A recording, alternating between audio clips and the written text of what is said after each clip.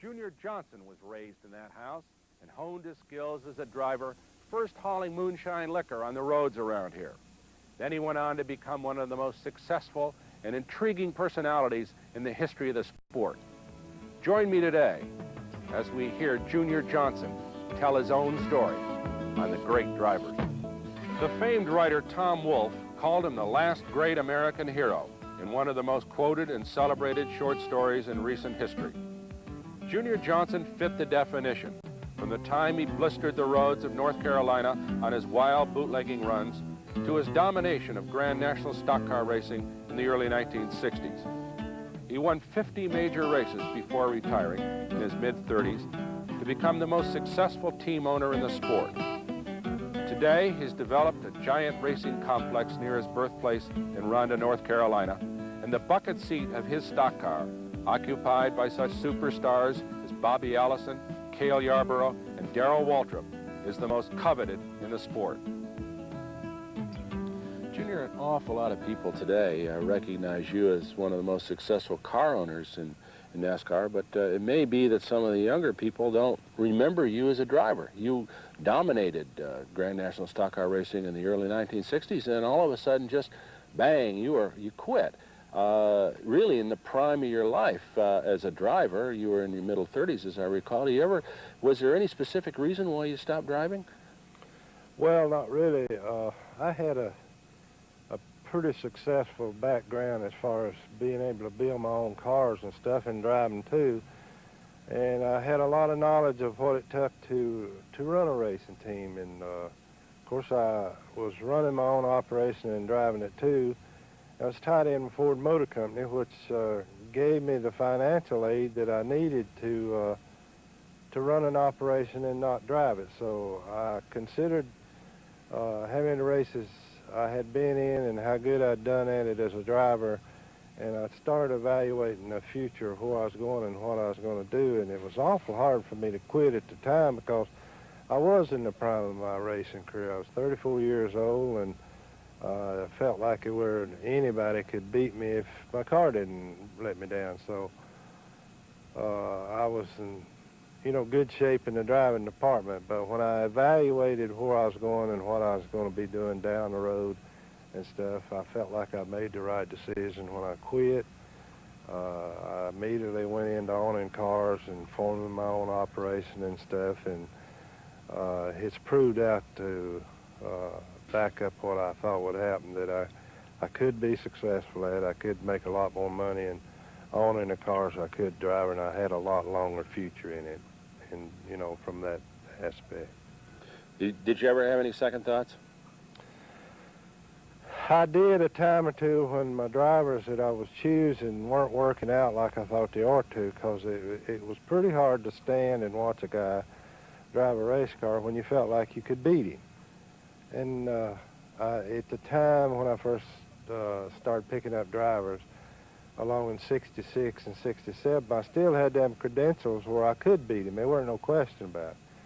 But then I came on with a real successful operation in 68 and 69 with Leroy Yarber. I accepted the fact then that there were drivers out there that I could get that could do the job for me, and probably as good, if not better drivers at that time of my life than I would have been. And then's when I felt comfortable of being a car owner. Junior, when you grew up just down the road a mile or so from here, had you ever in your wildest dreams thought about a racing complex that was going to be as big and beautiful as this one is right now? Not really. When I first started trying to put together what you see here today, it was a sort of a game plan and a future plan for somebody that never ever thought that they would be in racing the rest of their life, which I feel like now probably will be. But when I bought the property, I tried to start figuring out what was the best thing for me and my wife Flossie to do to make sure we had a future, something that we could do ourselves and make a good living in. So at that time, Holly Farms was a big poultry business, was operating here in Wilson County, and it was just getting going real good. So I felt like if I built some chicken houses, which me and her could take care of, that would give us a future that we could work at as long as we both chose to. So I first built chicken houses to make money with. Then I started taking that money and building us a home. So I kept on racing, though, and adding what little I could win to what we was already doing. And it weren't long till we had our chicken houses paid for and we had our home built and it paid for. Then I was doing real good as a driver. Then I started kind of getting off into the, the car ownership of the thing. And it's growed and growed and growed. And there's no way in my wildest imagination I could ever believe it. We could have did what we've did here. It's almost like you've lived two separate lives, the young, wild, woolly days of the legendary Junior Jhonson, the movie Junior Jhonson, the bootlegger, liquor hauling, wild man of the highways and Thunder Road and all that stuff, and now a different kind of a life, but a much more settled life and much more organized, and I'm sure probably in a lot of ways happier life. But it must have been tough. I mean, you forget, I think, probably when people go through and they write about those things and talk about them, they imagine only the good times. It must have been a hard time in your life, though, really, wasn't it, when you were growing up? Well, I think anybody grew up like I did through the bootlegging days and stuff. It was one of the hardest, toughest lives you could possibly live, really. It was dangerous from a standpoint of hauling moonshine on the highways. You had to run at high rates of speed all the time. It was not only dangerous for you, it was dangerous for other people that was on the highway. But it was a way of life, and you accepted that as your way of making money, making a living, and getting ahead in life. You didn't think at the time that it was against any kind of law as far as nature's concerned. You didn't think you was doing harm to some other person or stuff, and you accepted it as that. And most people didn't believe that there was really anything wrong with fooling with moonshine. But once I got off into racing and I realized I could make a living without that, I tried very, very hard to get away from the moonshine life and get into something that I felt like was better for me and better for my wife Flossie, to where we could enjoy life, basically, and not have to fear that one night I was going to be killed on the highway with a load of moonshine or picked up and put in jail over it or that type of thing. So although in my younger days it was a thrill to me, I really enjoyed the thrill of outrunning the revenues and being contest by them every time I went out on the highway and this type of thing. It was just a way of life. You competed basically like you do on the racetrack today. You'd take off down the highway with a load of moonshine, and you almost just defied the law to try to catch you might say.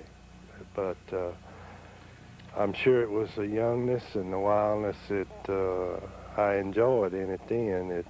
Later in life, I think it was probably wrong and all, but you can't back up in this day and time. Junior, was there any given day or any given time that you can remember when you knew that you were really good behind the wheel, that you were better than a lot of the other guys that you were either on the highways with or racing against? Was there a moment that you said, hey, I'm really good at this, I can do well at this sport? Well, the first few times I ever run a stock car, I knew that the guys that was running stock cars did not have what I thought I had. Because on the highway, I had a lot of good friends that was good, drivers, and they was as good as you could possibly run into, I think. They never did, some of them didn't get into the racing, but I think I've met many, many drivers in the bootlegging business was better drivers than I've ever seen on the racetrack. Curtis Turner was the only guy that I thought was a contest to me as a driver. I know there was a lot of people who had faster cars and stuff than I did, but if I had a slower car, I always was able to make up the lost time by being able to outdrive them. Curtis came from the same kind of school basically I did. He lived, you know, back in the mountains up around Martinsville and Roanoke, Virginia, and up in there. And he hauled moonshine himself as a growing up, so he sort of picked up the same techniques that I did. But I don't think there's anybody when I had the car and equipment that I thought could outdrive. But Curtis was one man that, of course, he was a legend and a giant of a man. He was a man, though, that you felt you'd really have to run hard to beat.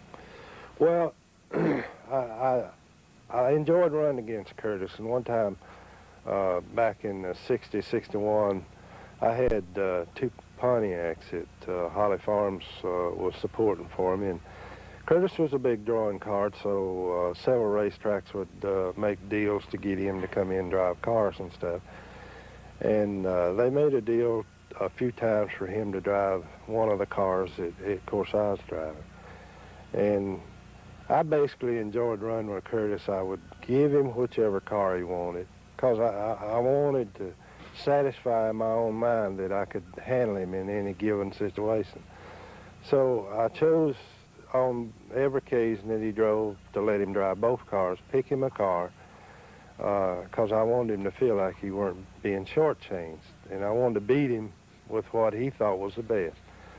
And I didn't have a lot of trouble beating Curtis one-on-one with the same kind of equipment. Like I say, I did have problems with guys that had faster cars than I had, and I had to try to make up a difference by outdriving them. That was the only time I ever felt like it. I had to overextend myself as far as driving a car was concerned. Junior, you employ how many men at the full racing strength when you go racing at the beginning of the season or in the season? How many men do you actually have on staff? Well, last year we had 28 guys, and of course that's not counting secretaries and bookkeepers and stuff like that. But the coming year we'll be around 40 people. When we take on Neil's operation, it don't take as many people to do both cars as it does to do one, because you got to maintain a staff of machinists and that type of stuff, and fabricators, which them people can utilize both teams, and it allows you not to have to hire over 10 or 12 people to do another whole racing team. Your operation is in many ways more complete than some of the other teams in that you do an awful lot. You do your own engine building, and you do an awful lot of fabrication of parts that some other racing teams don't do. Is that right? We do.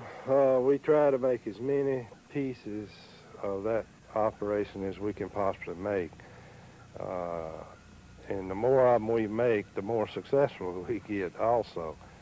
So we're looking at basically down the road making as many parts as we can possibly make. And in the past I have sold a lot of parts, and I've sold a lot of knowledge.